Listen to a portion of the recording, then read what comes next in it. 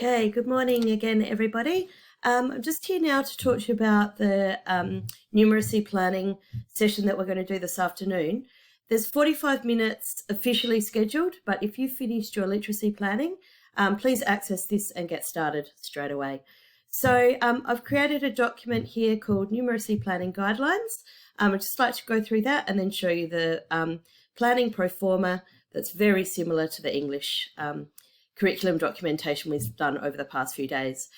So on this Word document, I've cut and pasted the guidelines from the DFE. So you'll see step 1, read the guidelines. So I just want to go through that now. For R3, provide daily numeracy activities for 60 minutes with a focus on number. Okay, and that is going to be consistent across the site, across schools and across the state if schools decide to go by these guidelines. This includes these dot points here. So if you're R3, that's the information that you'll be accessing. If you're 4 to 7, you do 45 minutes a day, once again with a strong emphasis on number.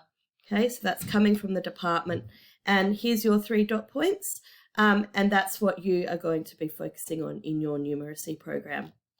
So we just go back to here, so download the pro forma from the Teams file. So I'll show you how to access that. So I'll just go back to the general folder for Teams. If you go to mathematics, here's the guidelines I was just referring to and the planning pro forma. Okay, so it looks really similar to the English pro forma that we did.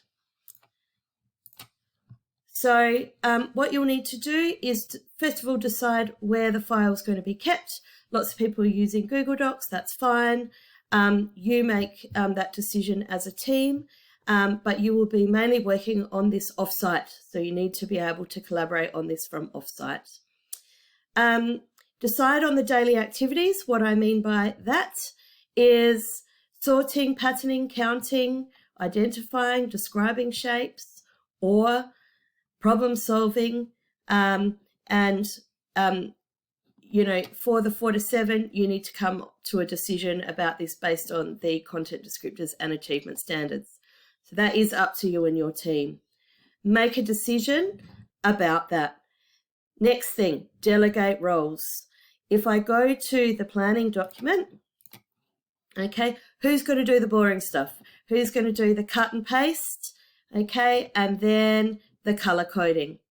Making sure that you put in your sections here, patterning, problem solving, shapes, whatever it is that you're going to put down there.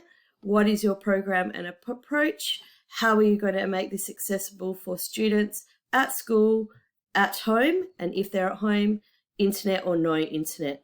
And are you going to need some form of assessment? Same as the literacy program, put in your activities down the side here, Monday to Friday, and any adjustments that are required and how that's going to be communicated. Obviously, that's going to be strongly linked with your flexible learning option. Okay, sorry, I haven't cut that out of there yet. That'll need to be deleted.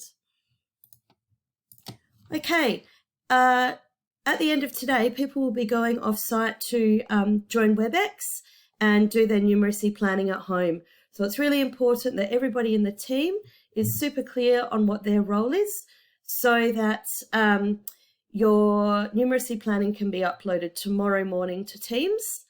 Make sure you do that color coding and also make it easy for yourself. You only have to do 2 weeks of planning. All the best.